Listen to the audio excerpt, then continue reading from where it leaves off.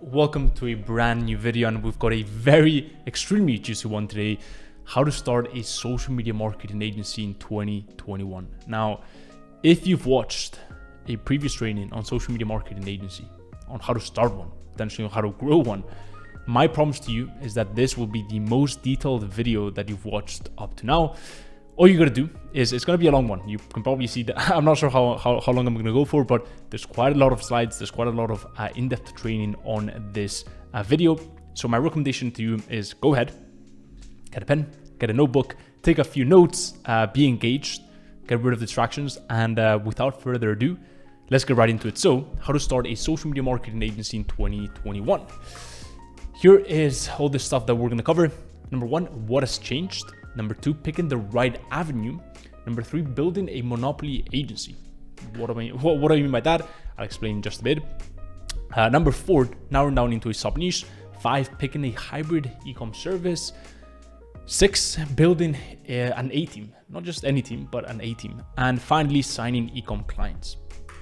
So first and foremost is a bit of a prelude. I'll talk about this and why this makes a lot of sense going forward, but a few things about what has changed, compared to last year, right? Because I didn't just say how to start a social media marketing agency, right? That's not the point of this video. The point of this video is how to start a social media marketing agency in 2021. So we need to be aware of the fact that, the current social landscape is different to what it used to be, 1 year ago, 2 years ago, 5 years ago. Okay? So what has changed? It's quite a lot, as you may be aware of. A lot has changed. A lot has happened in the past year. A lot has changed in the past year, and so a few things that we want to keep in mind is the impact that 2020 has had on this year, right? And the impact that 2020 will have had for the next 5 years. Okay? So the current social landscape has had a massive influence on the growth of e-commerce. As millions stayed at home, global e-commerce traffic hit a record-breaking 22 billion monthly visits in June 2020, and that is a Statista.com stat right there. Also, e-commerce has almost doubled in market cap in the past year and has grown more than in the past 10 years combined. So quite a lot of growth for e-commerce. And finally, moving with the times. From beginner brands looking to get a land grab, to physical stores and services realizing that they have to go online, otherwise they're pretty much out of business, to big brands going harder than ever as they realize the massive opportunity that is ahead of them with their e-com side. There's never been more demand for e-com growth. There's never been more demand for e-com growth, and that is one of the biggest assets to build. I'll talk about that in just a bit. One of the biggest assets to build right now, because everyone is looking for one thing as everything is shifting online from the beginner brands who are looking to get into the e-com space, right? And have maybe quite a bit of a budget to put into that e-com store, to the physical stores and services going online, to the big brands who were operating online, were killing it online, but are realizing I gotta go harder than ever and build this, build this $1 billion brand, right? So there's never been more demand for e-com growth, and the people who can conquer that are the people who are gonna win in this unprecedented landscape. But I'll come back to that in just a bit, because the first thing that we're gonna do is we wanna pick the right avenue. And what I mean by that is, what industry are we gonna operate in? Now, it can really boil down into two things, right? It can either be a traditional SMMA, okay, or it can be an e-commerce marketing agency. And to kind of compare the two, you can see that they're both two cameras, right? They're both two types of agencies, but one is way more. It actually applies for the modern times. Actually works for the modern times. The other one is cool to have it maybe at your home. Is a cool little artifact, but doesn't really get the job done in the most profitable, effective way possible. The other camera is literally the camera that I'm using to record this. Actually, I'm not too sure. I think it is. Don't quote me on that, because I'm not a camera expert, but the other camera gets the job done effectively. One of the best cameras in the market, right?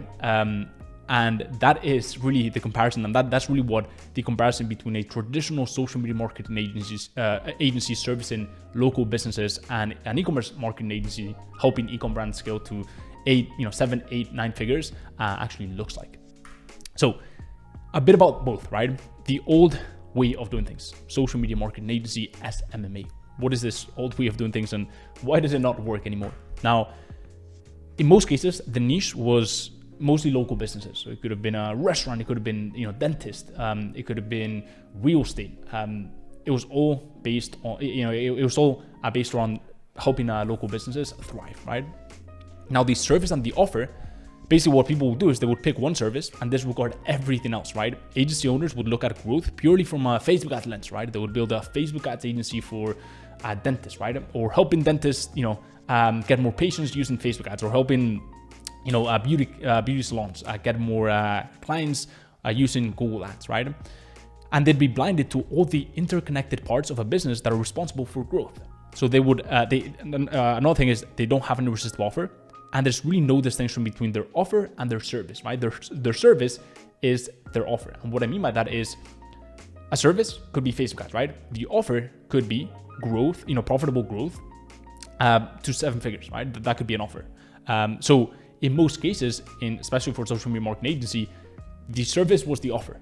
And what happens when you do that is there's really no distinction and no differentiation with other agencies, because other agencies are also offering the same service, right? And so what happens is you get a bunch of agencies who all look alike, right? And so you start a Facebook ads agency helping real estate clients, right? Cool, but get in the queue, because so have another 5,000 people, right, in the space. And so there's no much differentiation there. Result. Performance is not tangible because the KPI, the key performance indicator, what we're optimizing for, the result that we're trying to get for these clients is leads. Now, I'll talk about what a lead actually is, but understand that the performance is not tangible, right? And so when you tell a client, we're getting you great results. Okay, cool, but I don't see any money in my bank account. It's a really hard way to explain the value of your service. Next, the message. It's not specific, right? Instead of seeking to understand a particular niche and speak their language, they would try to encompass and appeal to as many types of prospects, right? So a lot of people, even if they, the people that actually pick like a specific niche within local business, good for them, right? They will still struggle when it comes to the service and the offer, but at least they're doing a better job than the people who try to appeal to a wide range of different niches, right? Maybe they pick e-commerce as a whole, or maybe they pick, they'd be doing, dentists, restaurants, beauty salons, and a bunch of other local businesses, right? And so what happens then is if you don't have a very specific group of people that you're servicing, right, then you cannot tailor your message according to their pain points, right? Their limiting beliefs, their actually, their triggers, their goals and ambitions in life, right? And those are, those, I can assure you, those are very different depending on the type of prospect and the type of business that they run. Make sense? So that's the message. And the final thing is the point of difference. There's really no point of difference here, right? They've tried their best to fit in. So their mindset is, the mindset is instead of thinking, how can I, what are the ways that I can stand out? The mindset is, what are the ways that I can fit in, right? How can I copy what other people who are having success, how can I copy what they're doing, right? And so they've tried, they've tried their best to fit in, to copy what the top people were doing. And as a result, they struggle to cut through the noise. That is why, that's one of the reasons why, if you look at a lot of people who have a SMMA or social media marketing agency, they all look the same. Same website, same service, same outreach methods, same message templates, right? Same methods of acquisition, same platforms that they're using, same strategy. It's all the same, and it's crazy, right? It's crazy to think about. And what happens is the end user builds walls around that type of outreach, that type of approach. Why? Because everyone is doing it, right? And so it's not very effective. And so they struggle to cut through the noise. It's the reason why most agency owners never actually sign a client. And it's perplexing. It's perplexing. It's tough to hear, but the simple reason is the simple fact is that most agency owners who start an agency do not ever sign a client. Now, if you do things the right way, that is pretty much inevitable. Signing a client is pretty much inevitable. And in this presentation, in this video, that is what we're going to be doing. Okay, so you're watching the right video, but understand that the old way of social media marketing agency does not really work, especially in the current landscape. Now, here are some, to really hone in on this fact is, these are some of the limitations of the traditional social media marketing agency model. The first being there's no irresistible offer. So I've touched briefly on this, but going a bit deeper into this, right? The return is ambiguous, right? So the KPI is leads. We're optimizing for leads. Leads do not equal money. You can see there, you can see on the slide, there's a little diagram, right? we've got on the left hand side, we've got a cold prospect. On the right hand side of the timeline, we've got a customer, right? Now, a lead is not a customer, right? It's definitely closer to being a customer than a cold prospect, but it's not a customer, right? A lead is not a customer. And so the problem here is that the sale is not within your scope of control, right? So sure, there can be a value attached to a lead, but the sale is not under your control. Many local business agencies run into the problem down below because they cannot demonstrate the value, right? And so what happens is, since these agencies are optimizing for a lead, right? They're telling the client, hey, I'm going to get you this many leads, right? I'm going to get you, what is a lead? It could be, for example, if you're doing restaurants, right? It could be someone who walks through the door to claim a free dessert. Or if you're doing dentist, right? It could be someone that walks through the door to claim a free teeth cleaning, whatever it is, or whatever it is, right? Or a mouth clean, whatever it is, right? Or if you're doing a beauty salon, it could be the customer who, a lead that walks through the door to claim their free, nail, to get their nails done for free, right? For, I don't know, a 30-minute session, right? So that is a lead. A lead has not purchased or spent any money yet, right? Now, who's responsible for converting that lead, converting that person that you get to, that you have walked through the client's door into a customer? The client does, right? And so it's not outside of our control, and that can be very hard because the reality is, the reality is the client has to be on point when it comes to the sales, right? So you can train the client to close these leads, but at the end of the day, the client has to know what they're doing when it comes to selling, right? And so the money you make them is not within your control. Also, they cannot, another thing to understand is with local businesses, especially, they can get away without using Facebook ads or paid ads, right? The reality is, it's not as essential for local business to implement online advertising. Why? Because there are many other ways they can get traffic from, right? So street traffic elimination, right? So for example, they look at a bunch of, you're deciding between two gyms, right?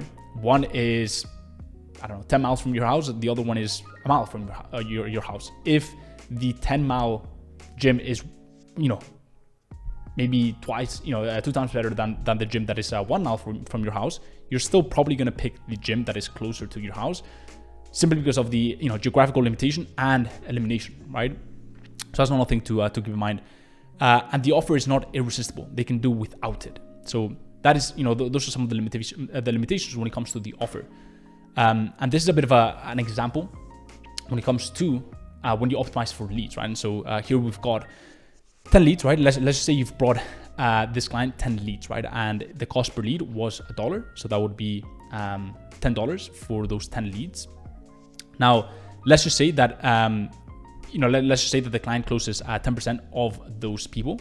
So that would be one customer closed. And so you could say, well, and let's just say that the average order value per customer is $100, right? So you could say that you've spent $10 to produce $100. However, that's not always the case, right? And so that value is not, sure, you can attach a value to a lead, but it's not money in the bank, right? And so the client still has to close those people. Make sense?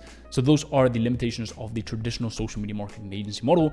And that's why it's very, very limited, because you want results of your service to be as tangible as possible if you want longevity, right? If you don't want longevity, then make sure that you have a service that has no tangible results. But if you do want longevity, you want a service that has very tangible results, because as long as you're making it very clear that you're making a client money, you're never going to lose this client. And also, it's going to be much easier to sell new clients onto your service. So what happened, just a little brief story. I started off with a local business agency, right? So I started off with we're doing health centers and gyms. So I started off with a local business agency, and I did pretty okay, right? Maybe I got to 5K a month, but the problem was that I run into two scenarios, right? So scenario number one was kind of the more of the negative pessimist type of client, right? And so they would tell me, dude, you're getting me a lot of leads, but the leads are not qualified, right? The leads are weak. So they would blame the fact that, I was getting them incredible leads, I was getting them a lot of leads, but they could not close the lead. And so they would blame the fact that they could not close the leads on the fact that the leads were weak. which directly correlates to my work, right? And so it would come back to bite me in the ass. Whereas the real problem was that the fact, the real bottleneck and the problem here was the fact that they could not close the leads, right? And so that's the first scenario. And the second scenario was more of the positive scenario, but still same outcome, right? So they would tell me, your leads are amazing, right? You're doing an amazing job, but my team cannot close the lead. So let me actually train my team fast and, we'll come back to you. They never actually do, right? But those are the two scenarios, and they all resulted with me not having these clients, right? And they all resulted with me not having control of my destiny and not having control of my business. And look, if you are an entrepreneur and if you're looking to start a business, I'm guessing that what you want in your life is control over your finances, your time, your location. And so I started this business, but all of a sudden I didn't even have control over my value, right?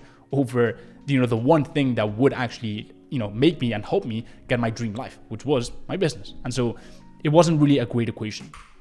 Now, another limitation of the traditional social media marketing agency model is the fact that it's hard to land sales goals. And the reason why that is because it's a physical business, right? And so many local business owners expect that human touch. In many cases, you're limited by location. So you cannot, let's just say you start in a developing country, right? Well, you're limited by location if you're doing local businesses, because you cannot tap into the worldwide economy, because a lot of local business owners, they expect that human touch, right? Even if you're based out in the US or the UK, you're still limiting yourself, right? Because you cannot tap into that worldwide economy. And so you're limited maybe by city, maybe by state, right? But a lot of business owners expect that human touch before signing on. Also, there's a massive inability to automate. So the platforms that can be automated and scaled are all, they're all online based. Most local business owners aren't spending their day online, but instead they're running around dealing with clients and patients. So other methods of outreach would be, that would be more suitable, like cold calling, cannot be scaled. And so you've got agency owners cold calling for 6-8 hours a day, or maybe sending out cold emails for 6 to 8 hours a day, and that's not scalable, right? And the reason why you cannot scale that is because oftentimes it's not bits in a computer, it's not zeros and ones, right? And so if it requires a human touch, if it requires your human flesh to carry out that outreach, right, to carry out those sales, which we'll talk about, by the way, at the end of the video on how to actually sign clients. But if you require that human element to carry out those sales, then the outcome is that it's not going to be scalable, right? And you're going to have to trade your time and energy to actually sign these clients. And that's the one thing that we have very limited of. So the final thing is team, right? So most of their team have a physical presence. They work with each other every single day. So there's a bit of a bigger shock factor when hiring someone to do the job externally, right? I've had this happen, especially when I started my local business agency, where they had quite a bit of resistance to hire a contractor because they expected the whole team to be in one single place, right? If you go to a gym, the people that work there are hanging out in a specific location, right? In specific, essentially the gym, right? But if you go to any online-based business, like an e-commerce business, right? Everyone is pretty much online. Maybe they have a bit of an office, but everyone could do the job online, and there would be no need for that physical presence. Third, it's hard to close sales calls, right? So the reason why that is because there's just a weaker pitch. The inability to show concrete dollar sign results and the fact that it's not absolutely vital for their success makes the pitch harder, right? And so these people do not necessarily, it's not absolutely vital for them to have your service. And so when they hear the pitch, sure, they see value in it, they see potential, but there's no pain points right there, right? And so, people move away from pain more than they move towards pleasure. And the idea of making more money, or the idea of the massive potential that there is by going online, is not as appealing as an e-commerce business, which we'll talk about in just a bit, who absolutely needs to have online advertising because otherwise they're going to dry out, right? So that's that's the first thing. And the second thing is traditional, right? So due to the physical nature of their business, they do not expect, they expect that human touch. And so in many cases, you're limited by location, which limits the group of people that you can actually target and reach out to. And the final thing is client experience suffers. So there's a cap on growth because your value and impact is limited because there's only so much you can grow, right? If you're running ads for a gym, right, there's a maximum capacity. There's a specific maximum capacity. There's a cap on growth, right? Whereas if you're running ads for a local an e-com business, you could grow to $1 million a month, right? 10 million a month, and obviously things would have to be scaled and things would maybe break at scale, but they could actually take that on, right? They wouldn't have to like expand their physical location, right? And it wouldn't be a huge ordeal, which would be in the case of local business. And the final thing is hard to maintain satisfaction, because one of the core pillars to satisfaction, results, it's outside of our control. So there's 3 pillars to client satisfaction: results, communication, and reporting. And so if results, which is one of the biggest pillars, right, is completely outside of our control, and if it's not as tangible as it could be, then it's not going to be it's going to be hard to maintain that satisfaction, and it's going to be hard to have longevity with those clients. So a bit about the new way of doing social media marketing agency, e-commerce marketing agency. So hear this out. And the first thing that I want to talk about is, okay, cool, I get that e-commerce is, the way to go, right? But why not just build an e-commerce business, right? Why are you talking about the agency model? Like, if you're so bullish, right? If you're so sure of e-commerce, and clearly we can see, you showed us this statistics, right? We can see that e-commerce is going at an unprecedented rate. Why not just start an e-commerce business and ditch the service-based business model? Here's why, right?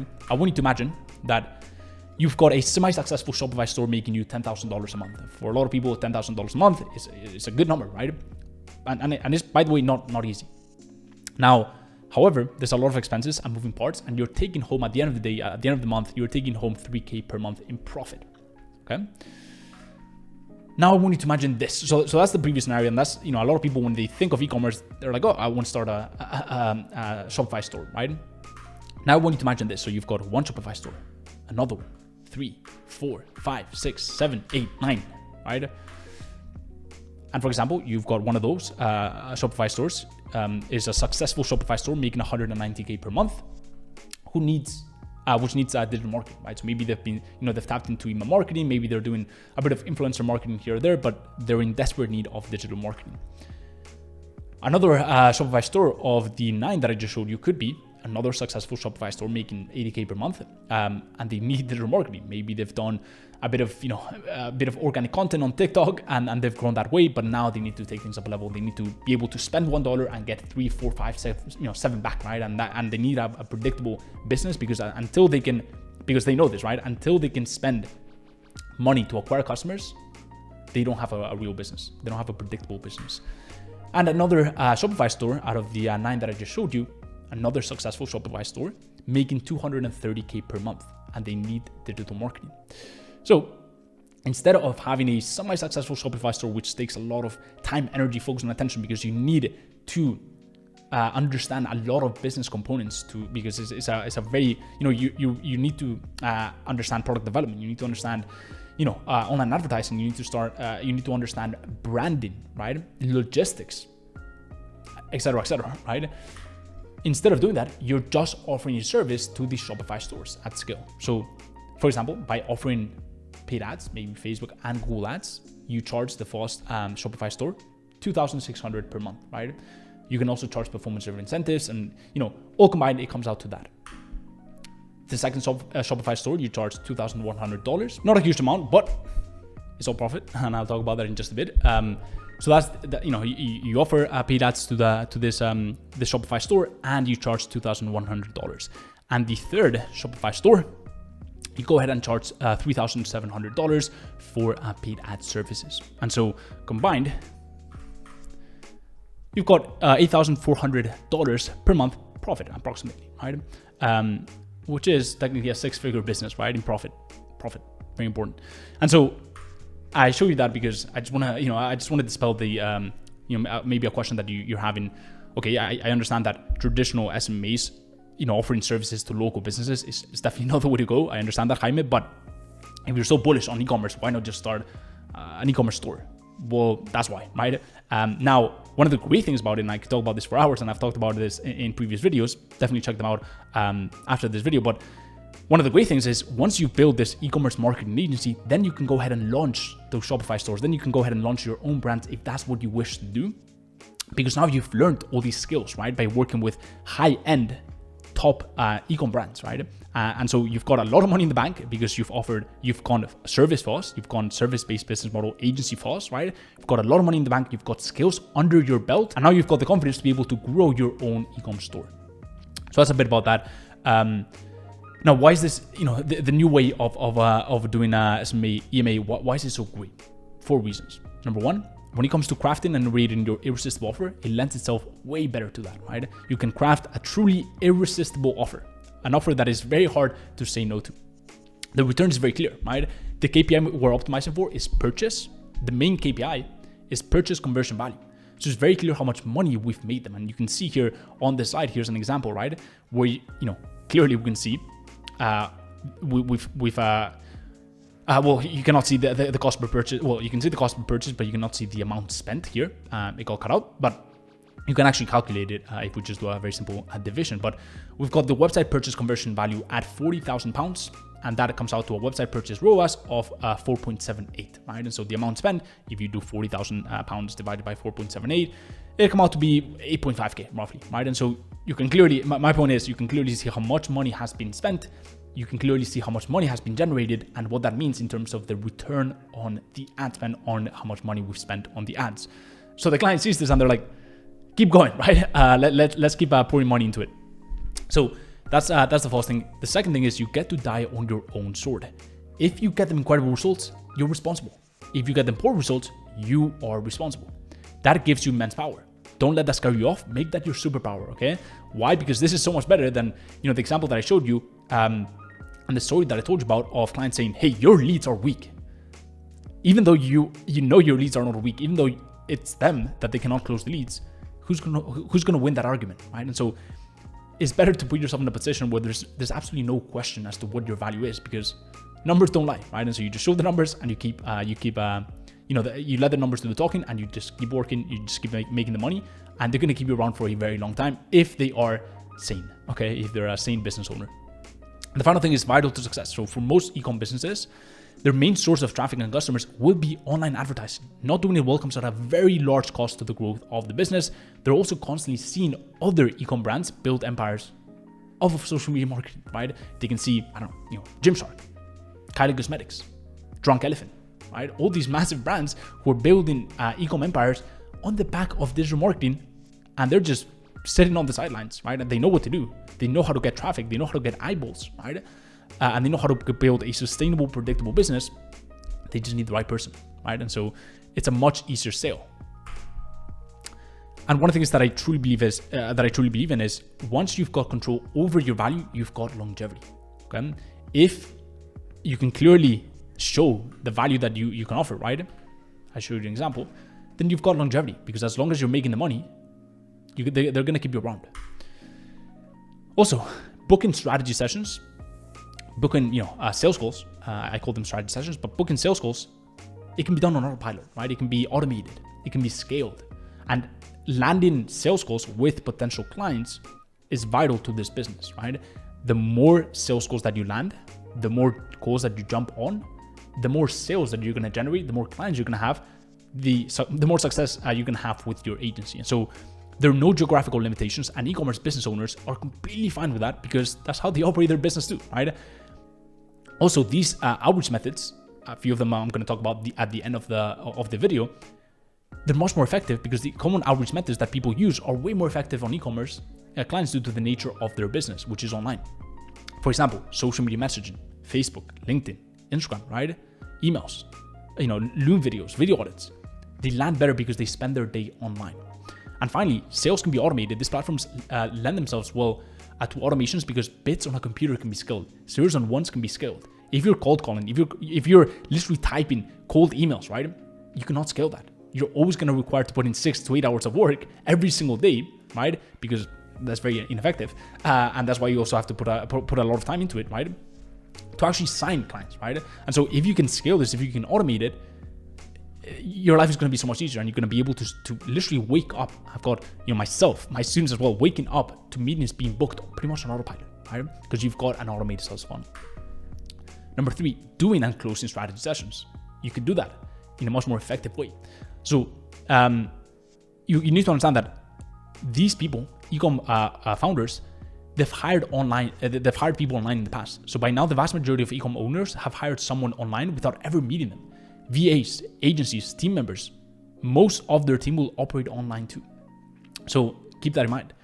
Also, on the demo call, or on whatever sales call, on a sales call, we'll be able to walk them through a demo of our service with clear processes and results. So you can clearly show them the processes, the path of, the plan of attack, and the results that are going to go along with it. And the final thing is obsessive client experience and satisfaction. So one of the great things about e-commerce agency is the fact that you can charge high retainers. On average, e-com businesses tend to have healthier profit margins, around 30%, which allows them to invest more into revenue generating activities like online advertising. This means more tangible growth for the client and your agency. Now I say 30%, but that is a very safe estimate. Most of my clients have 60, 70, even 85% profit margins. So keep that in mind. But it allows them to invest way more into revenue generating activities. And finally, full transparency. So business owners love seeing their dollars being put to work, generating them more dollars. Who doesn't, right? And they can clearly see how much money we're making them with paid ads.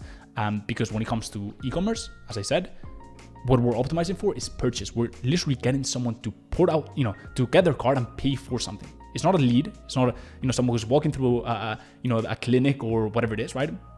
It's someone who's taking out their card and paying for a product. So, do you remember this, right? We talked about the unprecedented rate of growth in the e-com space.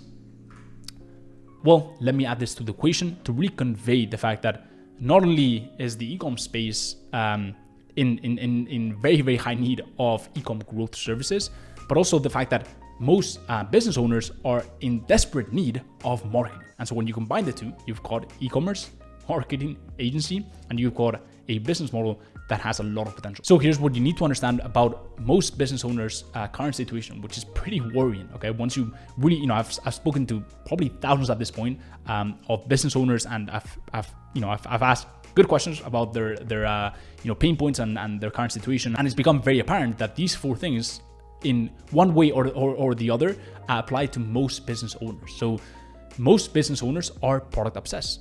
Their business is their baby, and they put all their energy and attention on their product. They think that people will just magically flock to it simply because it's a great product. Also, not enough eyeballs. So when then they realize that not enough people are buying their product because not enough people know about it, right? So they thought that they would just create this product, amazing product, right? They would invest a lot of time into creating it, a lot of money into R&D, into research and development, and people just flock to it, but that really doesn't happen, right? There's a lot of noise online. And for someone to really take notice of something, you must get in front of them with a very good message. Number 3, it keeps them up at night.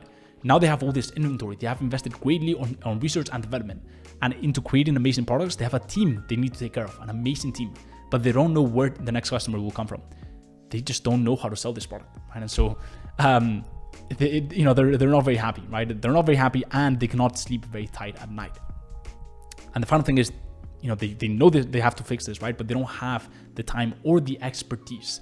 They know they desperately need marketing, but they simply don't have the time to try to master it. They're spending most of their time on low yield 20% activities, which are, things like, customer support and managing the team and, jumping on team calls and, producing new products. For what, right? You don't even have a best-selling product. Fix that fast, right? And they know this, they understand that. So the final thing that I will say on this, to really illustrate the fact that, this is something that they desperately need is the fact that marketing is not a choice, it's an actual obligation. It is absolutely vital. It is mandatory if they are to grow their e-com business, right? So the problem for most business owners is the fact that when they started their business, they did not understand, what their role actually was, right? They didn't understand that they were in a complete different business than they actually thought. And the reason why I say that is because, look, the baker thinks he's in the baking business, right? The plumber in the plumbing business, the dentist in the dentistry business. The funny thing is they're not, okay? They are in the business of selling those products and services, right? The dentist is in the business of selling his dentistry services, right? He's not in the dentistry business, okay? So they didn't really understand what business they were getting into. They didn't understand how important it was to actually sell, right? To market their service. And the next thing is number one priority. getting their product out there and in front of as many people, as many qualified prospects with the right messaging is an absolutely vital task, okay? Everything else is secondary to that. Until they have this thing sorted, until they have a predictable stream of customers, until they can pay a certain amount to acquire a customer profitably, they don't have a business, and they know this, okay? And that's how desperately they need these type of services. Because look, a lot of e-com businesses, a lot of businesses in general, they might look good on the outside, but inside, they're just like that, okay? Inside, most are desperate. Inside, they're actually dying inside, okay? Even worse, traditional media just doesn't cut it anymore for most small, medium-sized business, right? So you might say, well, okay, cool, but why not just traditional media? Why online advertising? Here's why, right? This is a graph by Live Marketing, basically conveying the cost of acquiring a customer, and you can see basically conveying the cost per 1,000 impressions, so the CPM, and you can see that social media is by far the lowest. Okay, with direct mail and broadcast TV being some of the highest, $57. And the final thing that I'll say on this, before we move on to the really, really hard-hitting, juicy stuff, right? I've preluded, and hopefully you can see that e-commerce is definitely the way to go. That business owners don't have this thing sorted, so they need this service desperately. And the final thing that I'll say on this is a few misconceptions that you may be having, right? You might be thinking, well, wouldn't e-com brands already have online advertising? No, right? Most do not have a clue, which is shocking. Hopefully you understand how shocking that is, right? How do these people not know how to market and sell their product? Like, they're literally, you've seen, right? They're in the business of selling products. Well, they think that they're in the business of selling X, Y, and Z. They think that they're in the business of selling lipsticks, or they think they're in the business of selling shoes. They're not, right? But they haven't understood that yet. So it really shocked me too, right? When I started my agency, I thought that everyone would surely, have this sorted, right? And I have this limiting belief of who am I to tell these people, right? How would they consider me an expert? Well, they're great at other things, right? Business owners, founders, e-com founders, they're great at creating a product. They're great at building a team, but most of them don't have a single clue as to online advertising. Maybe they have a bit of clue as to traditional media, but they don't have a clue as to how online advertising actually works. So it really shocked me, right? They're just product obsessed and have no idea how to sell and market. And so most are not even using online advertising. To illustrate that with facts, okay, before we move on, these are just some stats, okay? So this is just Facebook. We've got 30 million, roughly, probably a bit more, Facebook pages. Only 1.5 million actually spend money on advertising. That's not a lot, right? If we look at other platforms, you thought that Facebook was little, right, in terms of percentages. Well, Facebook is actually one of the biggest platforms. So we've got 27.2 billion in ad revenue. But if you look at the other platforms, Snapchat, 2.5 billion. Less than 10% when it comes to compared to Facebook. Pinterest, 1.3 billion. TikTok, 500 million.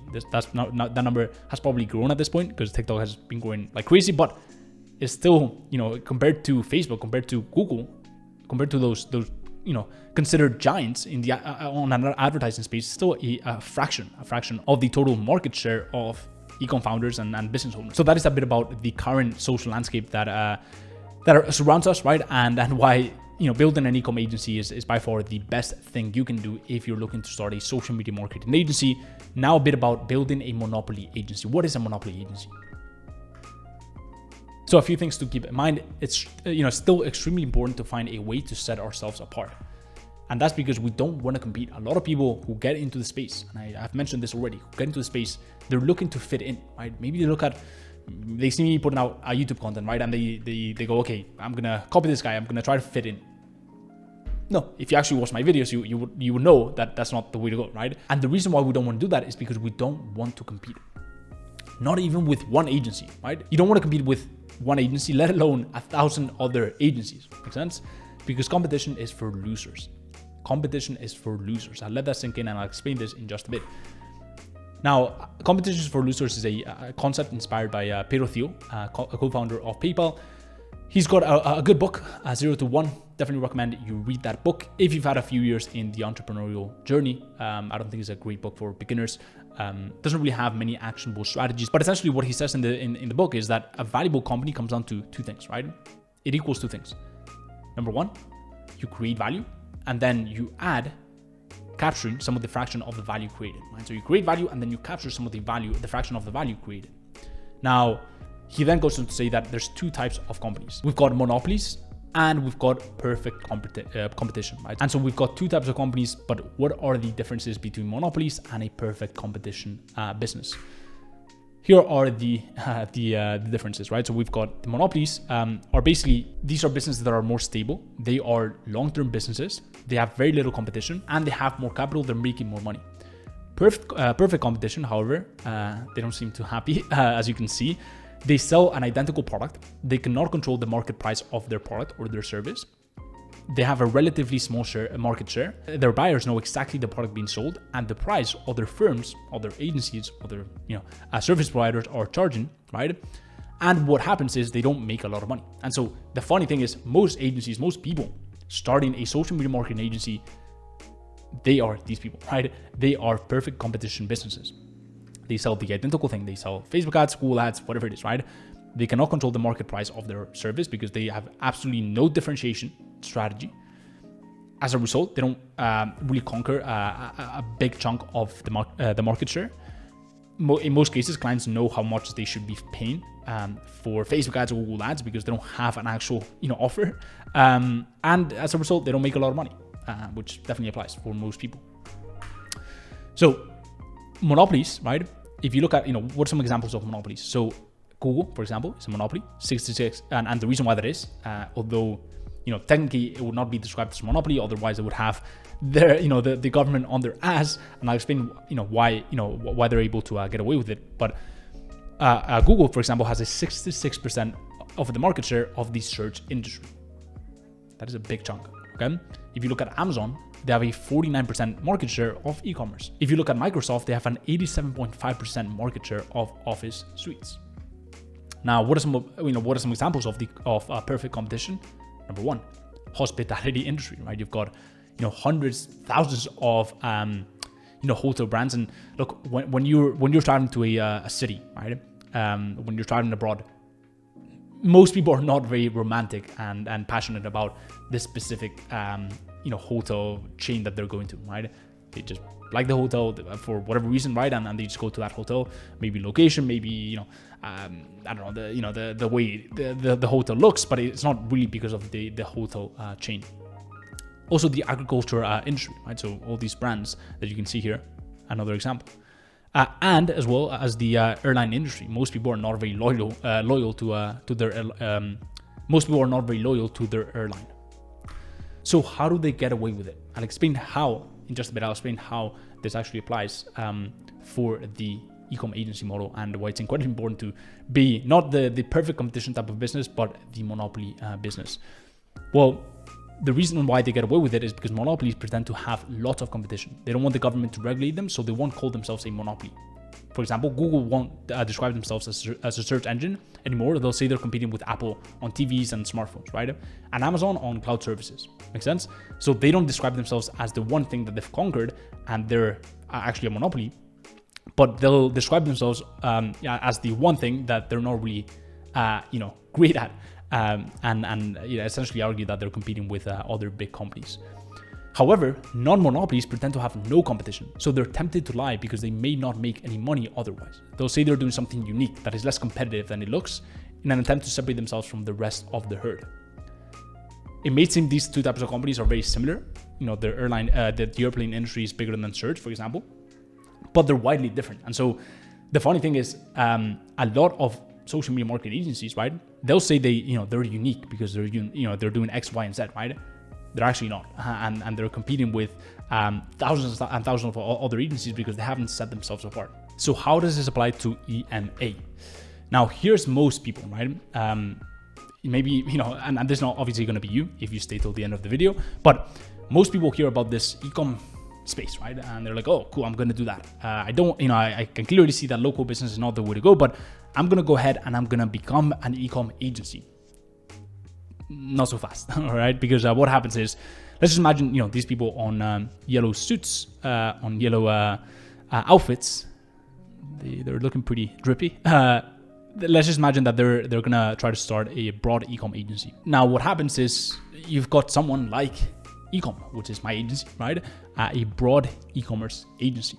And so these two guys, these two beginners, right, looking to get started with their agency, go ahead and they try to, they try to compete with this broad ecom agencies who are already maybe in the market and have been in the market for a number of years, right? And what happens? Well, RIP, John and Lauren, the ecom agency, obviously, completely outcompetes John and Lauren because they have more experience. They've been around for longer, and John and Lauren they're trying to compete with these people at the one thing that they're good at, right? And so that's not a really good strategy. And this is the deadly mistake most people make, right? When they start a social media marketing agency, which is what this whole presentation is all about, right? When they start a social media marketing agency, they try to go after a big market from the get-go, right? And it's always funny because, a lot of people, they talk about like, oh, but I'm scared of saturation and I'm scared of competition, and I think there's a lot of saturation. Yet they do the one thing that puts them in the position to have, to experience saturation firsthand and to really be outcompeted by other agencies. Okay, so not the great, not the greatest strategy.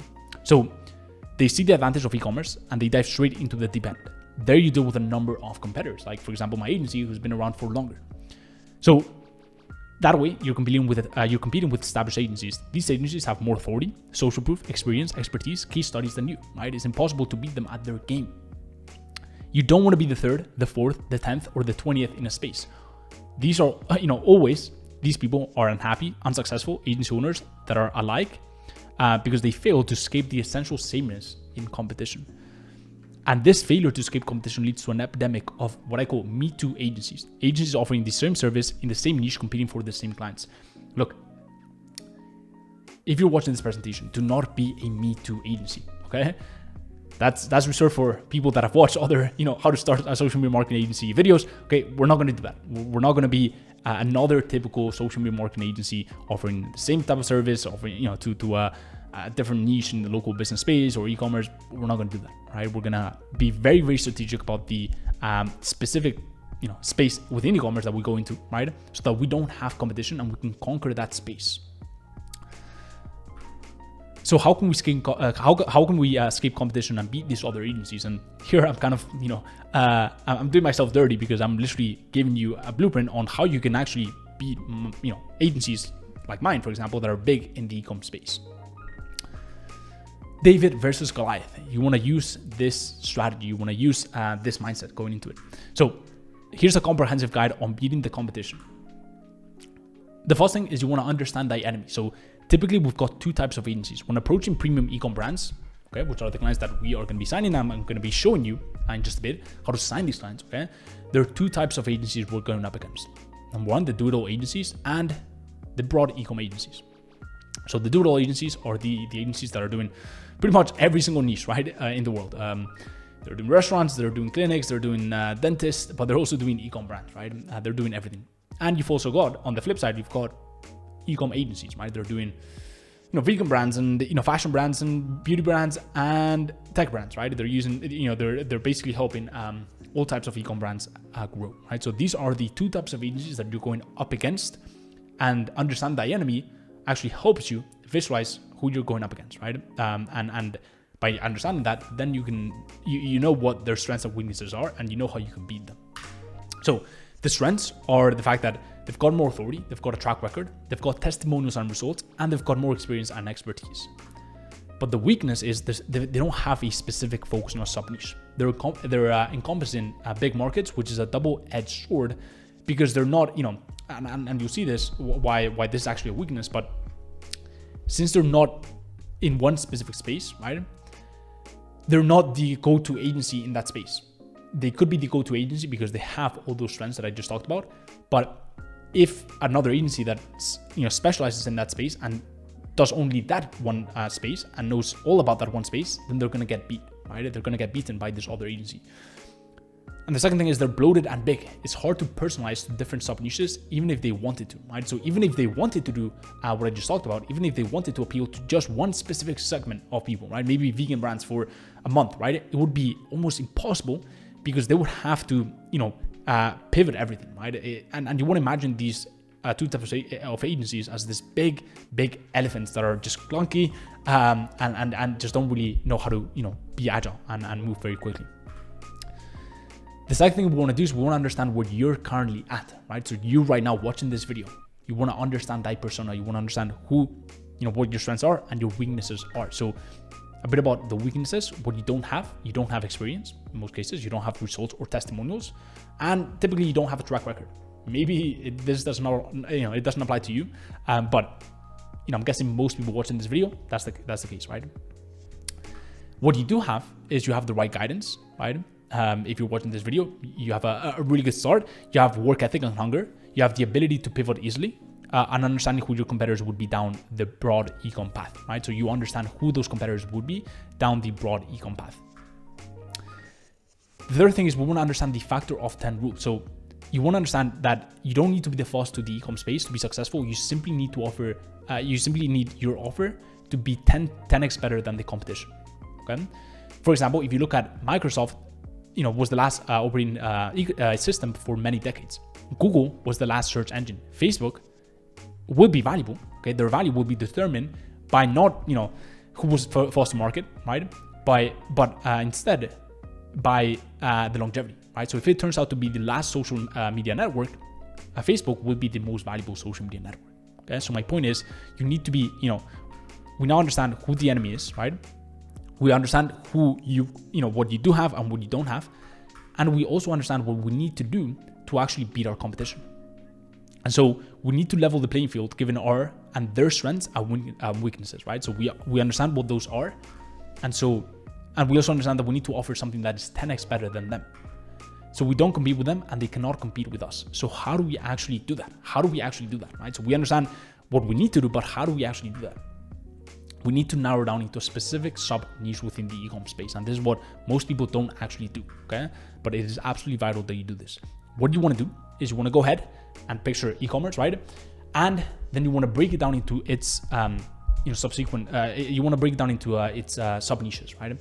A great way of doing this, if you go on any big e-commerce conglomerate and search platform, like for example, Amazon, you will see a bunch of categories, right? You will see a bunch of sub niches.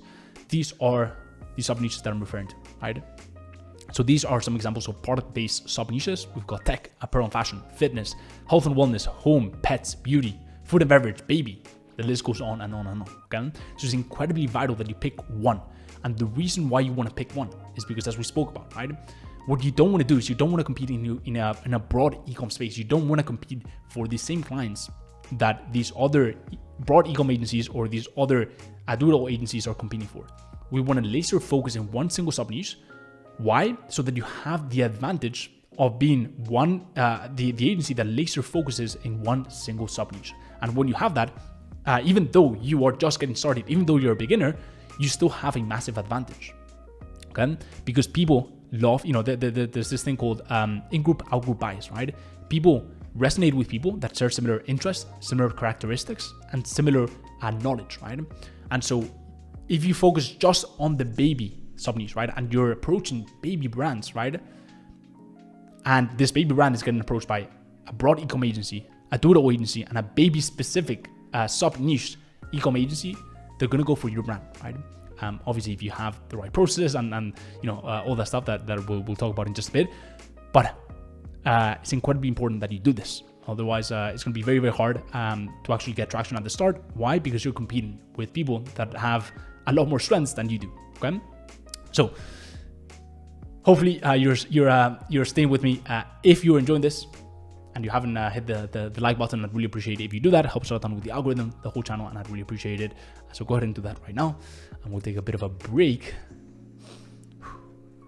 before we get straight into the next section, which is picking a hybrid e-com service. So let's just do a bit of a recap, right? We've talked about what has changed, right? So we've talked about the current social landscape. We've also talked about the new way of doing things, right? We've talked about how the traditional SME model, forget about that, right? It's all about the e-com space now.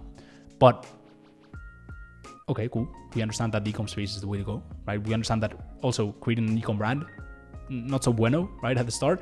But why is it, how do we compete with these other big agencies that have already an established, name in the e-com space? Well, we do that by laser focusing into the sub niche, into a specific sub niche. Now we're going to talk about even another way to even add another massive strength to your arsenal, so that it makes signing clients and growing your agency so much easier.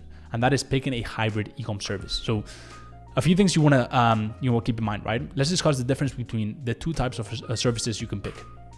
So you can pick a social return or a revenue-driven service. Now, the social return service, the goal here is they're optimized to increase brand credibility, lift brand image, create communities, and drive organic traffic. The return is social. For example, an increase in views, followers, engagement, right? What they lack, however, is a clear monetary return. There's no way to attribute revenue growth and make it tangible. So in times of crisis, what happens is business owners, they look at their balance sheet, right? And they keep the things that are making them money, but cut the things that are not, right? Since it's harder to convey the value of social return services, these services are not bulletproof, okay? However, for example, social media management, Instagram growth, TikTok growth, video editing, customer support, community manager, podcast creation and growth, filmmaking and videography, creative, for example, creating slideshows, social media content, etc. These have a return, right? And I'm not saying 100% having more followers, having a more engaged community is going to lead to more dollars down the line. But right now, what's the return? And also, how tangible is it? How can I see the dollars be made, right? With social return, like you can see patterns, right? But you cannot see, we put this much in and we made this back. However, with revenue-driven services, the goal is to make clients a return on their advertising spend. We've talked about this, right? It's got an impact on sales, revenue, profit, and business growth. It takes more skill, sure. So the barrier to entry actually means there's, the higher barrier to entry actually means there's more differentiation. A lot of people are scared of a higher barrier to entry. I absolutely love it, and you should too, right? Because if you just put in a bit of effort, okay, if you just commit, which you should, and people who watch my channel, people commit. These people commit, right? They go full in. They're relentless about the building a business. They're not just in it for the quick cash or a little gimmick, right? Anyways, my point is, it's great for us since we take things seriously and we have an expert team. Also sustainable. So as long as you're making your clients a profit, no sane business owner will cut you off. Next, higher switching costs. Okay, since clients understand there's a science and art to business growth and making money, they often become hooked on our service. We're seen as kind of like wizards almost, right? We are modern day alchemists, and they know very few people will be able to do what we're doing. We aren't perfectly competitive, right? So we've escaped perfect competition because our offer is so rare and so tangible at the same time, right? That they see us as these wizards, right? That are making their business growth and that are making their business grow, and it's not very easy to come by those people. And the final thing is we can charge based on performance. Since there's a clear return on the investment, we can charge according to performance. So you can clearly see, hopefully, at this point that it's the route to take is definitely revenue-driven services. So if you were thinking of these, probably not the best idea, right? You can take it, you can leave it, but probably not the best idea because these are social return services. So we want to do revenue-driven services. Now, before we talk about what those look like, a few pitfalls to watch out for. But I didn't even know this was coming. If you're enjoying this so far, right, and you haven't already, go ahead and like. If you're enjoying the training so far, go ahead and make that ugly looking like button turn blue. But with that being said, I'll wait for you to do that. And with that being said, let's go back into the training. A few pitfalls to watch out for. So the first one is do not marry your service. So we can see here these people have made a mistake because we can see this woman has married Snapchat and this guy has married Facebook, and they're probably gonna have a very bad marriage, and probably it's gonna end in divorce because that's just not the way you want to do things. Okay, do not marry your service. So what I mean by this, first things first is the same that we don't pick a niche based on passion. We don't want to pick a platform because we like it. We are not romantic about the platform that we pick. Okay. We just we audit and see what platforms will generate the highest return for our clients, okay? And that is what we base our decision on. It's not because we like Facebook ads. We're not a Facebook ads agency. We're not a Google ads agency. That's not our identity, right? We are in the business of e-com growth, of growing our clients' businesses. So it's all about generating the highest return possible for them. And look, if Facebook ads was to die in the next month, I wouldn't be too-faced by that, right? Even though I would say most of our clients, I would say 70% of our time is spent on Facebook and Instagram ads. I wouldn't be too-faced about that, right? Because we can just pivot very quickly and we can do that in a very, very effective manner. So And that's the next point, right? We're able to pivot very quickly. And if, for whatever reason, next month, Facebook ads, which could be my flagship service right now, is not the place where we can generate the highest return for our clients, we'll just pivot, right? We'll pivot to the next thing. We'll pivot to TikTok ads. We'll pivot, we'll go harder on Google ads, right? It's just all about the one thing that's going to generate them the highest return possible. For example, here's a really, real life example, the Google Perch, right? So I want you to imagine this, and this actually happened, so it's not just a made up story. So John starts advertising on Google ads. He starts with $1,000 and starts seeing sales roll in. Things are going great, right? He's very excited. Things are finally clicking. He hires more people to deal with the influx of new sales and increase their ad spend. He's really happy they found an advertising channel that works to scale their business. Suddenly, without warning, Google changes the landscape of their ad platform. This actually happened, right? Friday, February 2016, Google decided to remove sidebar ads on search results. And they look like that. You can see it on the picture. There's a big arrow pointing at it. Those were sidebar ads, and overnight they were gone. Okay, so businesses who relied purely on Google ads to get traffic and sales were hurt badly. Google actually wiped out 70% of the ad real estate, making remaining spots much more competitive and obviously much more expensive. So John has to fire staff and scramble for a new way to get customers. And the reason why this happened to John is because he was romantic about Google ads. He was like, he saw it as the one thing that was going to help him grow his business. And when you rely too heavily on one thing, and when you're romantic about one thing, you can get your heart broken. And that's what happened here, right? So that is the Google Perch. What can we learn, right? Number one, do not depend on one single channel. You never want your business or your client's lifeblood of their business to rely purely on one channel. Your business should be able to operate regardless of Zuckerberg, Larry Page, and others. Next, platforms come and go. Okay, recently, for example, you guys might have heard of it. I made a video on my channel. It was the iOS 14 update impacting Facebook ads negatively. We haven't seen much of a difference, much of an impact at the agency, but the key is to stay agile and to never marry one single service, but to keep a cool head when it comes to switching over to other platforms. So now you know what to watch out for when it comes to picking your service. Here are 3 keys to remember when picking your service, and here are the 3 commandments you don't want to violate. Okay, do not violate any of these commandments. Number 1 is the commandment of location. We don't want the service to tie us down to a location. We must be able to do it remotely from anywhere in the world. Otherwise, it will eat up our financial freedom and ability to scale past the human flesh. For example, video creation. If you are offering video creation and you're looking to start a video creation agency, look, it could still be an e-com agency, right? Helping e-com brands with the video creation, but you're going to violate that commandment of location because you have to actually be there shooting the content for the client. Okay. You also don't want to violate the commandment of time. So results shouldn't be immediate, but they should also not take months. Okay. There should be a fast feedback loop. For example, SEO takes quite a bit of time, right, for you to see the results. Not a great, flagship front-end offer. Also, website building, not the greatest choice because, again, it violates the commandment of time. Also, there should be no correlation between our time and our value, and I'll speak about this in just a bit. Incredibly vital. Okay, do not trade time for money. Okay, we want to make sure that we pick a service where there's no correlation, right, between the time we spend and the value that we generate. It should be asymmetric. And the final thing is commandment of scale. So this service should be as close to replicable as possible, and someone else should be able to do it. It should also have a maximum capacity of more than 7 clients. So I really want you to remember the second commandment, however. We're not time slaves, okay? Do not trade your time for money. That is the way you lose. A lot of freelancers do this, especially the ones that are paid by the hour. We don't want to do that, okay? So keep that in mind. So with that being said, okay, we talked about, I've preluded, and I'm a big fan, as you guys can see, of preluding because I could just tell you like, hey, these are the services. These are, the niches, but that would really, it wouldn't help you, right? You want to understand why we're doing what we're doing, on top of obviously how to actually do it, not just the what, right? Because the what doesn't actually empower you, okay? The what, you go implement it, you're like, oh, I know this, right? Then you go implement it and you're like, there's a missing piece of the puzzle, right? Why? Because you haven't understood why we're doing what we're doing, right? So it's really important to understand why we're doing what we're doing. If you've jumped to this part, then it probably tells me a bit about how your SME journey is going to go. So here are your service options. Now, before I get into it, what is a sales funnel, right? Maybe you know this, maybe you don't, but a sales funnel very important, and the reason, and you'll see why it's incredibly important. But a sales funnel, what it is the journey we take a prospect who's never heard about our product or service towards the purchase of this product and service. So we've got different stages. We've got, for example, awareness, we've got consideration, we've got preference, purchase, and loyalty at the very, very end. So how does this apply to the service? Okay?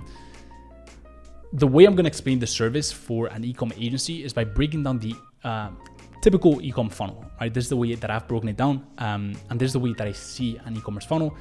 Basically, what I mean by this is these are all the things that are required to get someone to go from awareness to that loyalty and purchase stage. So it all starts with paid traffic and the ad content, right? So we need a picture or a video, right? And we need to pair it with a platform, right? So we put in front of people an ad, and we actually select the people that we want to get in front of, right? So that is the combination that we need to actually get started, right? So that is the combination that we need to create awareness, and that is the combination that is going to generate that top of the funnel people. Make sense?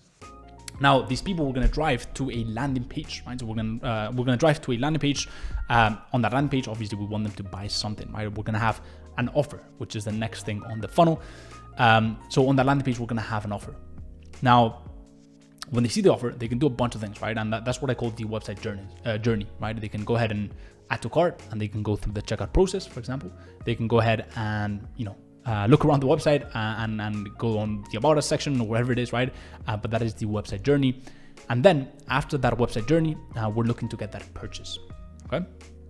Now, as you can see right below, we've got direct marketing. And what that is basically the people that don't convert, right? We've got SMS, email marketing, chatbot, right? Basically getting in front of these people, leading them to that purchase. So the reason why I say this is because we can actually break down the funnel into its subsequent services, okay? So for example, paid traffic, we can break it down into Facebook ads, Google ads, Snapchat ads, TikTok ads, Pinterest ads, right? Ad content, we can actually break it down into viral e-com ad creation, okay? Now, landing page, we can actually create the landing page for e-com brands, right?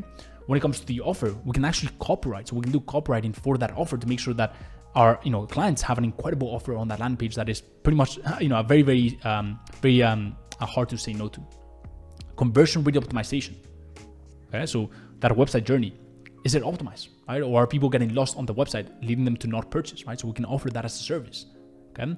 And finally, with direct marketing, email marketing, SMS marketing, messenger chatbots, right? We can offer all those services as direct marketing services. So we've turned the funnel into what I call the e-com service funnel. Pretty cool stuff. So a bit about these services, one by one. What it is, running so paid ads, for example, what it is, running targeted ads to cold and retargeting audiences and driving this traffic to the client's website to convert it into purchases. We are responsible for 3 areas: targeting, creatives, although we use the ones we're provided with, and ad copy.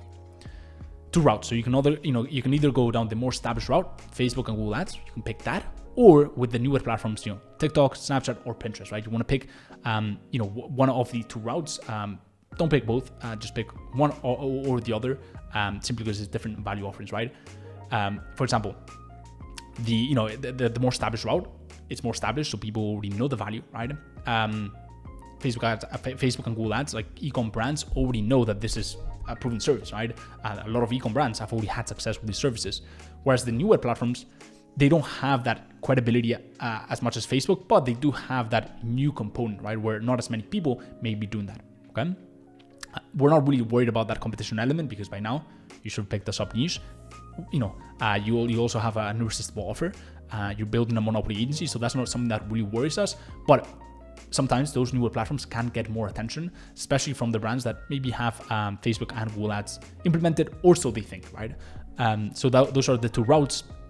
The pro is the start of the funnel, so it's arguably the most vital piece of the puzzle, right? Without paid ads, without traffic, there's no need for conversion rate optimization or having a really good copy-written offer.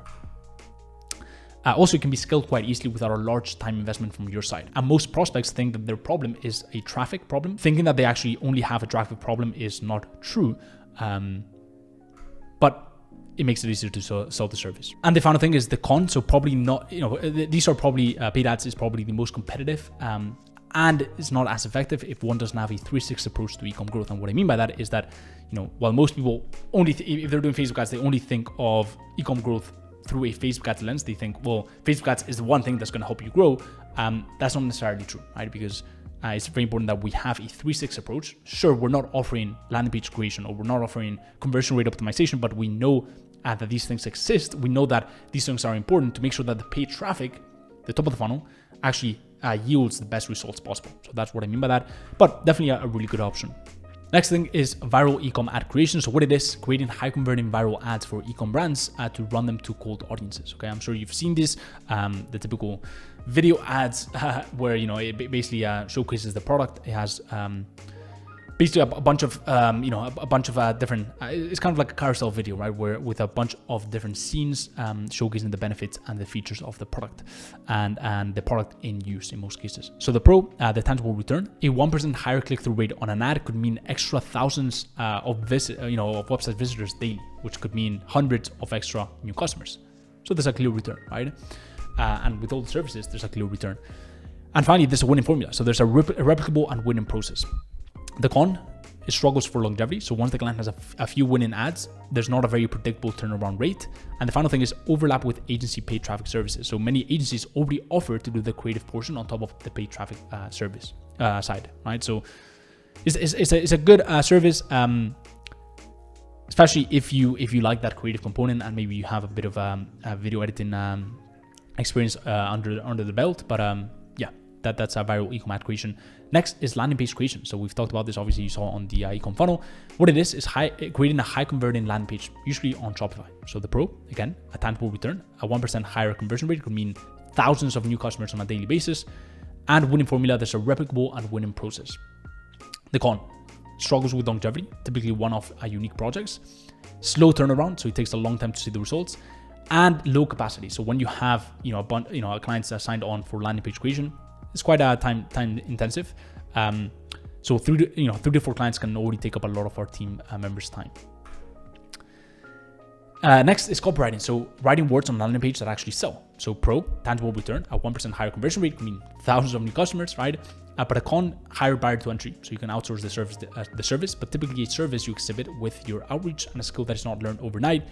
And also there's overlap with other agency services. So oftentimes the website agency will also be doing the copyright. Next is direct marketing. So email marketing, SMS marketing, and chatbots. What it is, basically communicating with members of the public who've shown an intent to buy from you through direct communication like email, SMS, or messenger chat.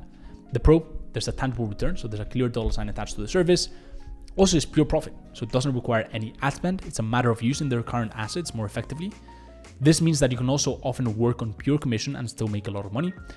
And it's fairly untapped. I would say most businesses are leaving so much money on the table by not doing so that it's very untapped. And it's definitely something that, I would say, especially for e-com businesses, like, 85% are probably not doing email marketing right. So that's that. And the con, it's a big upfront time investment. Typically writing the copy for the emails is time intensive, but once it's done, right? So it's not a huge con, but that is direct marketing, definitely a good option as well.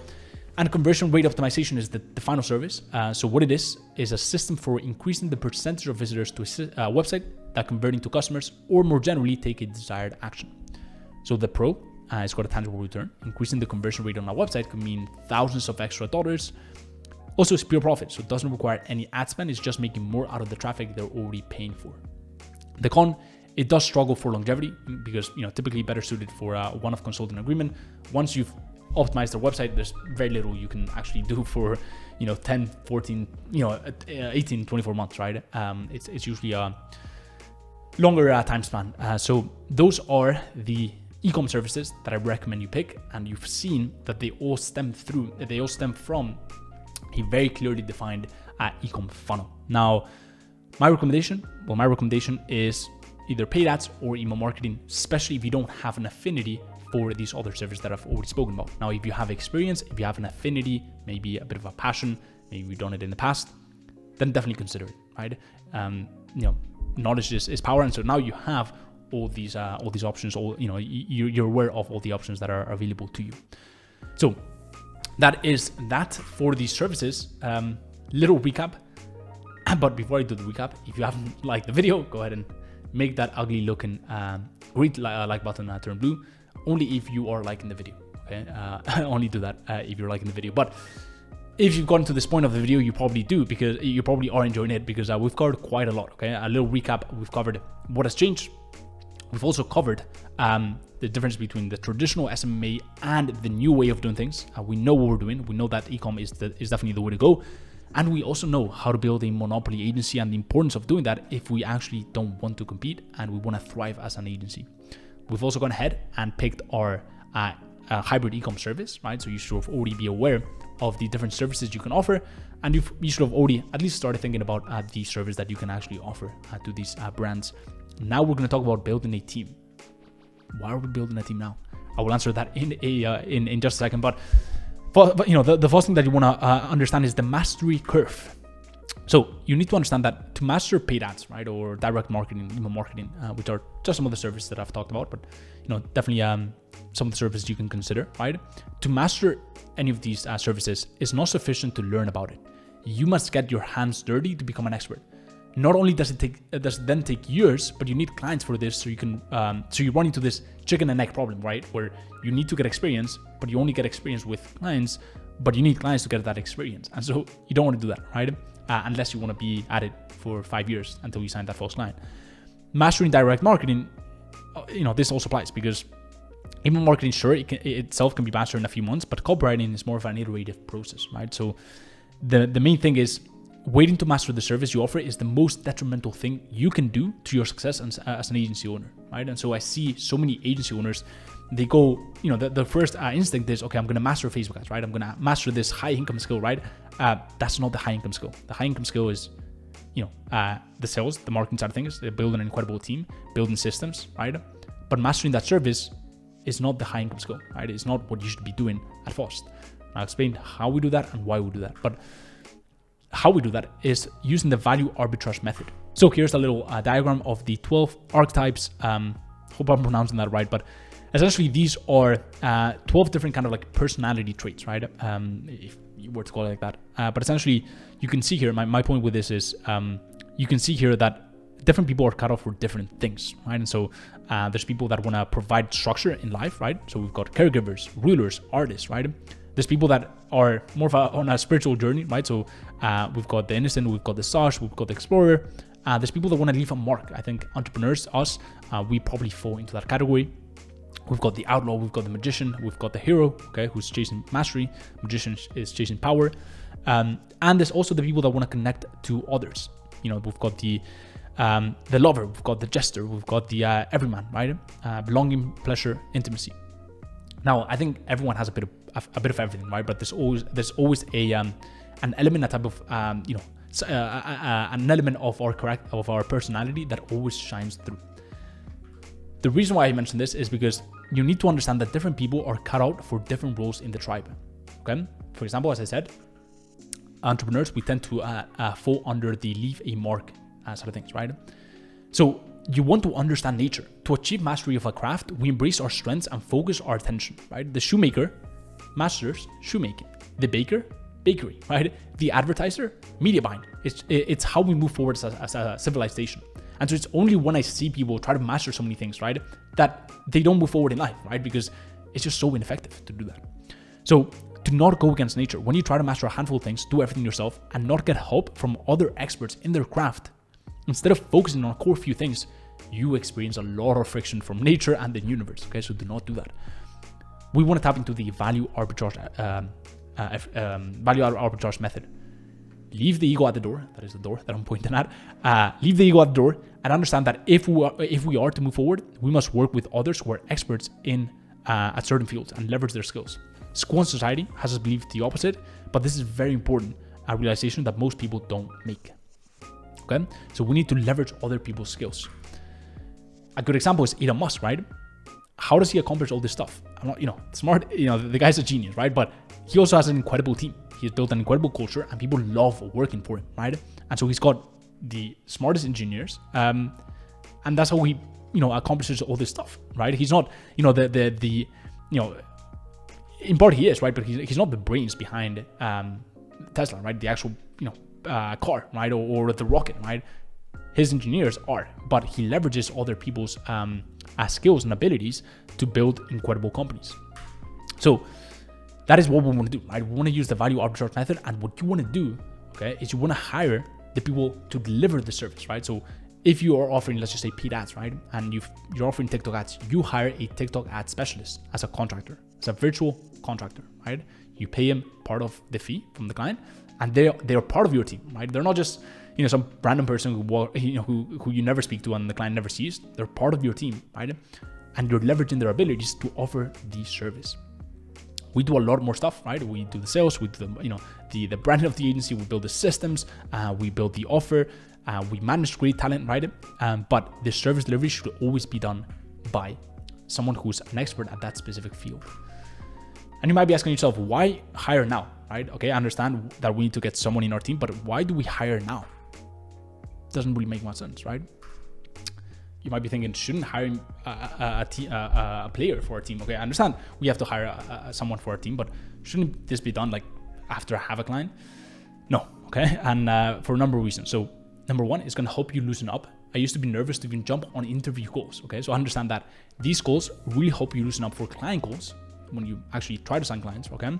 And it's a lower stake scenario, and it will help you get used to Zoom calls as well, okay? So it really helps you loosen up so that you go into those client calls with much more confidence. Also, it tightens up your messaging. You're going to be presenting your agency to these potential team members. They might also ask you questions, right? This will help you tighten up your offer, okay? So very important. It helps you tighten up your offer, and so that when you go to market, and you can be going to market, you can already start reaching out to clients while you hire these team members that will deliver the service. But this will really help you tighten up your offer. The confidence on going into a sales call will drastically increase because it's helped you loosen up, but also you understand that you know that you have an A player that can actually deliver on this service. So it gives you a different level of confidence, and psychologically it's very powerful because you truly believe in what you're pitching. And the final thing is, you don't want to rush into a hiring decision. My first 3 hires were rushed, and they weren't A players, they were B players. Okay? They were good people, but they're not proactive, they're not relentless, right? They don't, essentially they're not A players, right? By the time you sign a client, it's already too late to start looking for a team member. So you want to do that. You want to do that as you start, because then you have the time to really hire an amazing talent. So that is building the team. We've talked about quite a few things now. The only thing that is left is really, how do we sign these clients? Okay, so I'm going to give you at least one method here that is incredibly powerful, and that you can get started with no money, right? And you can get started right now with it. So the first thing we need to understand is the current landscape again, right? And I want to prelude by having you understand this before I give you the actual system that we're going to be using. So e-com prospects spend their day online. Their media consumption of choice is social media. This is where we can get in front of them without being a nuisance, right?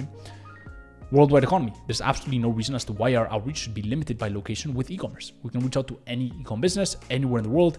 And the final thing, this the most vital part of this to understand the method that we're going to be using, the B2P revolution. What I mean by this is business to people.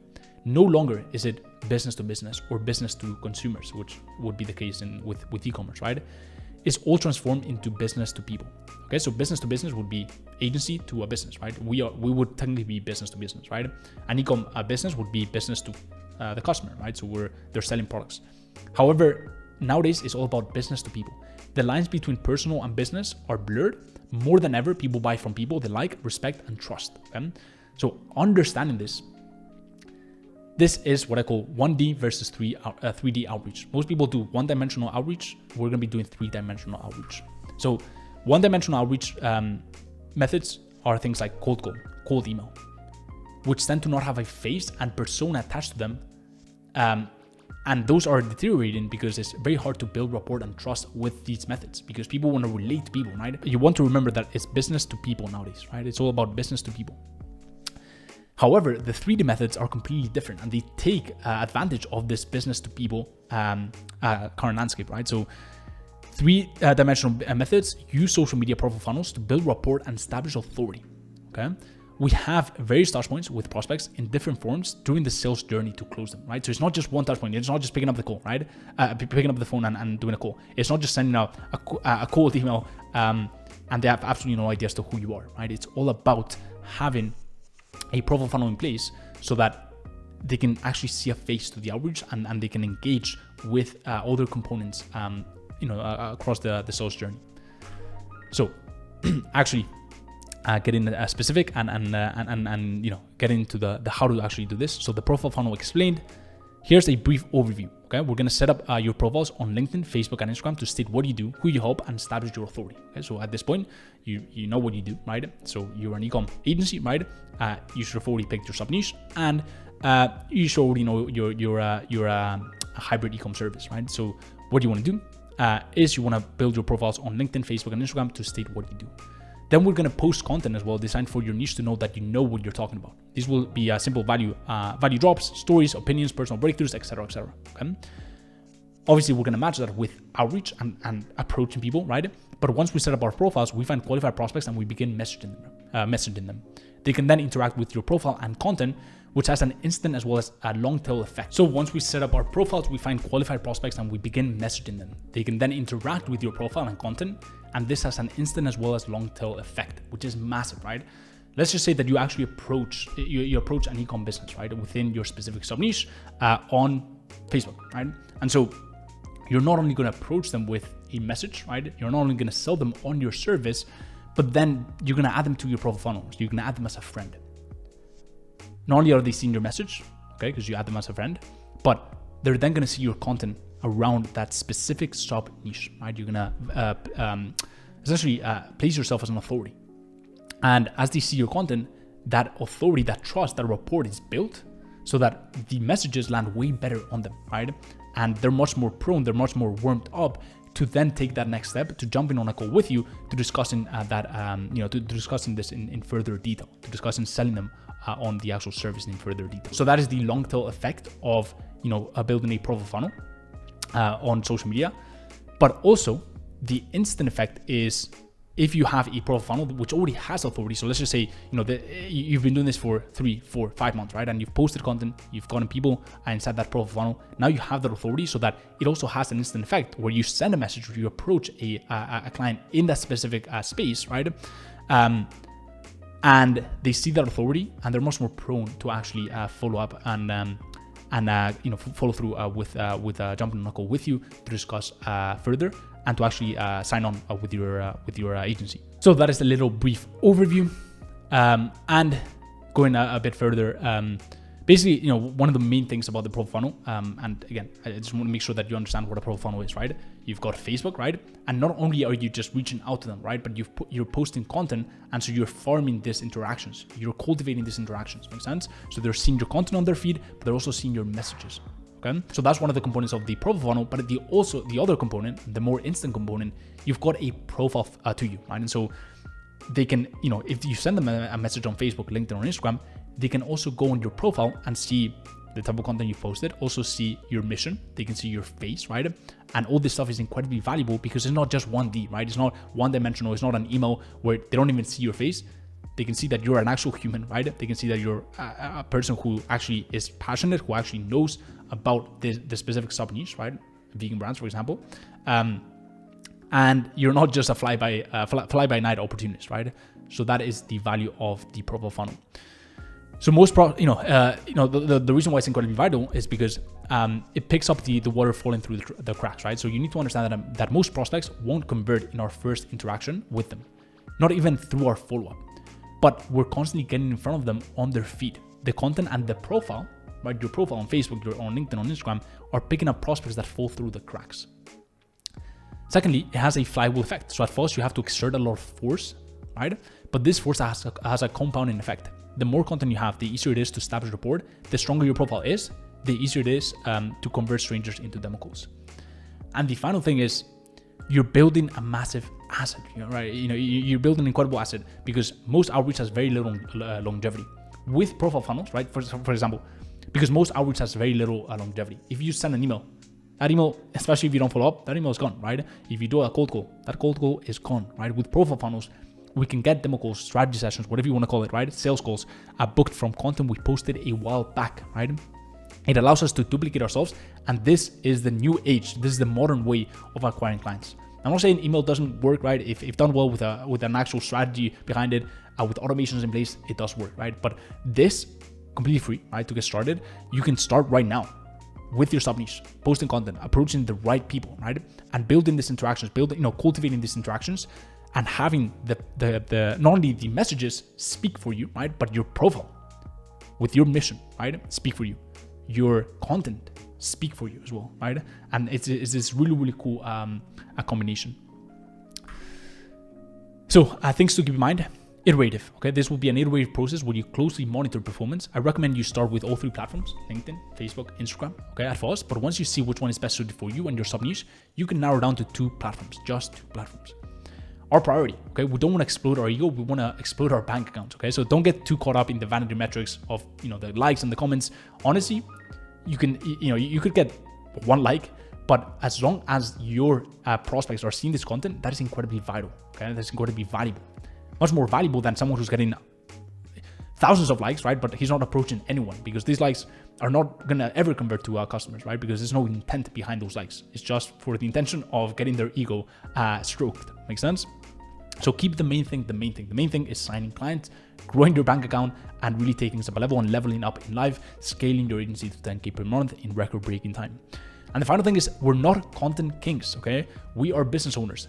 Creating content is not reserved for, the Gary V's of the world. You don't need fancy equipment or an editing crew. The vast majority of our content will be in written form, right? You can also do videos, but videos, maybe I could see why it could create a bit more friction for most people, but the vast majority of our content will be written. It will be within a specific sub niche, and we don't have to be Gary V, okay, to be able to post content. So guys, that is that for this training. Pretty long one. Hopefully you took a bunch of notes. Hopefully you found it of value. If you did, and you don't want to miss any of the upcoming videos on e-commerce marketing agency, on social media marketing, digital advertising, entrepreneurship, mindset, and much more, go ahead and sub to my channel and hit the little bell icon so you never miss an update. Also, if you haven't liked the video and you got to this point,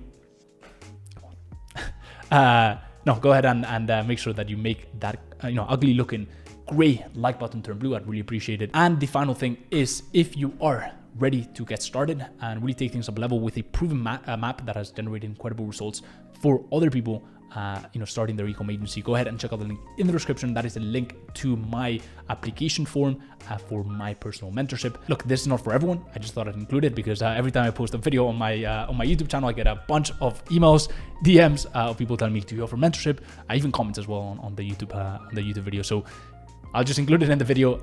If you're interested in that, go ahead and check out the link in the description. It will be the first link in there. All you gotta do is you gotta book in a call, schedule in a call, so you can jump with me and my team, and we can see if you'd be a good fit for it. And if you are, then we can get right into scaling your agency to a 10K a month mark in record-breaking time. And so with that being said, hope everything is going well in your journey, and I'll see you